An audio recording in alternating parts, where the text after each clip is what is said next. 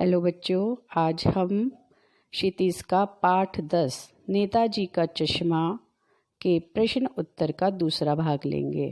जैसा कि आपको पता है, पहले 5 प्रश्न हम भाग 1 में कर चुके हैं।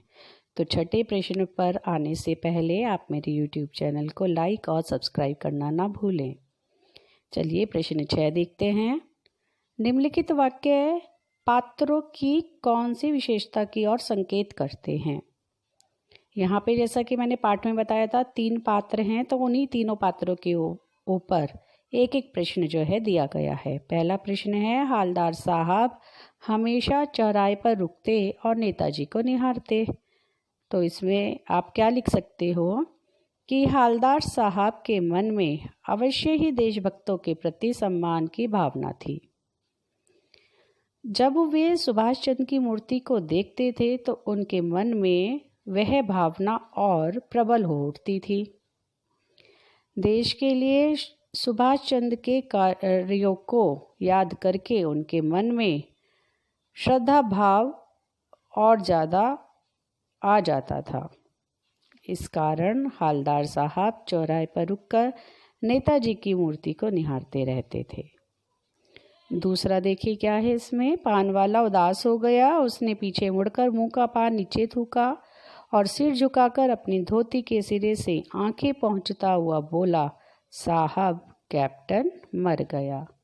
तो आप इसके उत्तर में लिख सकते हैं कि पान वाला जो हमेशा कैप्टन का मजाक उड़ाता रहता था या उसका उपहास करता रहता था और हालदार साहब से ज़्यादा कुछ पूछने पर उसका उत्तर भी नहीं देता था, आज वही पान वाला कैप्टन की मृत्यु पर भावुक हो उठा था। जब हालदार साहब उससे पूछते हैं तो वह बोलता है कि लेकिन बोलने से पहले उसकी आंखें नम हो गई, गला भर गया और आंखें पहुंचता हुआ निराश होकर बोला कि कैप्टन मर गया। तो यहाँ पर स्पष्ट है कि पान वाला एक भावुक व्यक्ति भी था। तीसरा प्रश्न है, कैप्टन बार बार मूर्ति पर चश्मा लगा देता था। तो आप लिख सकते हो कि कैप्टन के हृदय में देश और देशभक्तों के प्रति बहुत श्रद्धा भाव था। नेताजी की बिना चश्मे की मूर्ति उसे बहुत ज़्यादा आहत कर देती थी। इसी कारण से वह मूर्ति पर बार बार चश्मा लगा देता था। कैप्टन का यह कार्य बहुत जो है सम्मानजनक था। प्रश्न 7 देखते हैं। जब तक हालदार साहब ने कैप्टन को साक्षात देखा नहीं था तब तक उनके मानस पटल पर उसका कौन सा चित्र रहा होगा, अपनी कल्पना से लिखिए। तो आप यह लिख सकते हैं कि जब तक हालदार साहब ने कैप्टन को नहीं देखा था वे यह सोचते होंगे कि कैप्टन एक हट्टे कट्टे चौड़े कदकाठी वाला व्यक्ति होगा। उसकी बड़ी बड़ी मूछें होंगी, रौबदार आवाज़ होगी, वह बहुत अनुशासित होगा। समाज में उसके लिए एक विशेष सम्मान होगा तथा वह सुभाष चंद्र बोस की आज़ाद हिंद फौज का कोई सिपाही होगा। तो इस तरह का कुछ एक दृश्य हालदार साहब के मानस पटल पर रहा होगा, क्योंकि कैप्टन के नाम से उनके मन में एक सैनिक की जो तस्वीर होती है, एक सैनिक का जो चित्र होता है, वह उनके मानस पटल पर रहा होगा।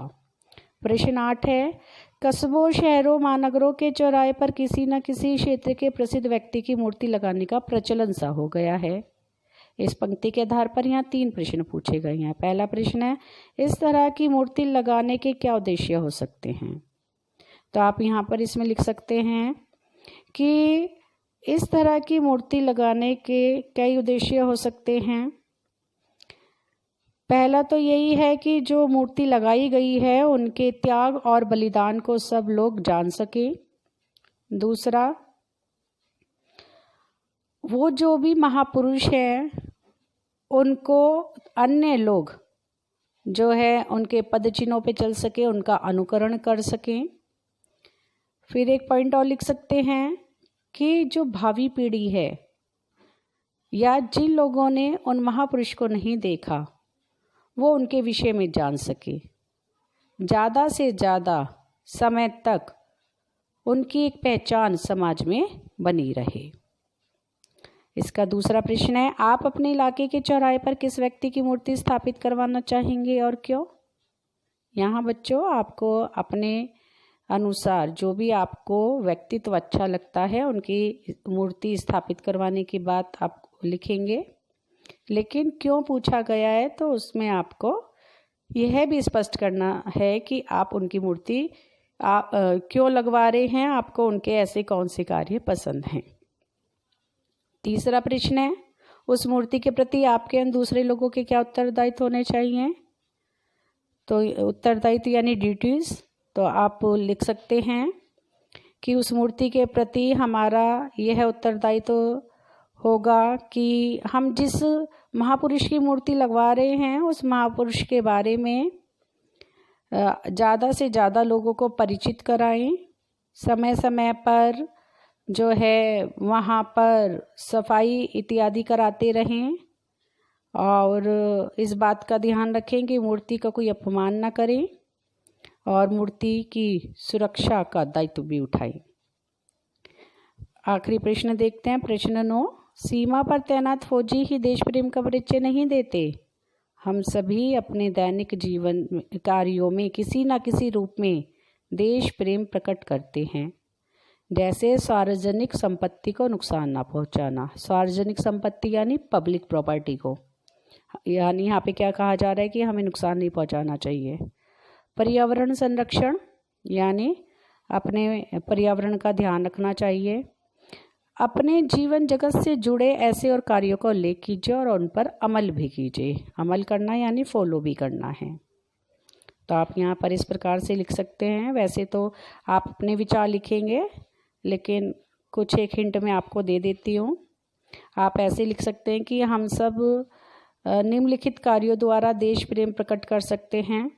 सबसे पहले जो आज के समय की सबसे बड़ी समस्या है प्रदूषण, उसकी रोकथाम हमें करनी चाहिए। उसके लिए हमें जो है प्लास्टिक से बनी हुई वस्तुओं का प्रयोग नहीं करना चाहिए। दूसरा, नदियों आदि में गंदगी नहीं फैलानी चाहिए।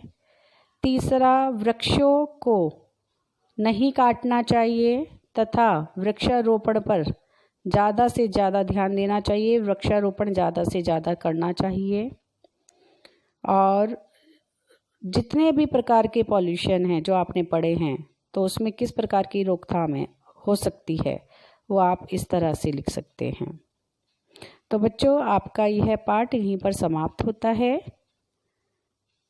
और प्रश्न 9 तक के ही आपके इसमें टेक्स्ट बुक के प्रश्न बनते हैं।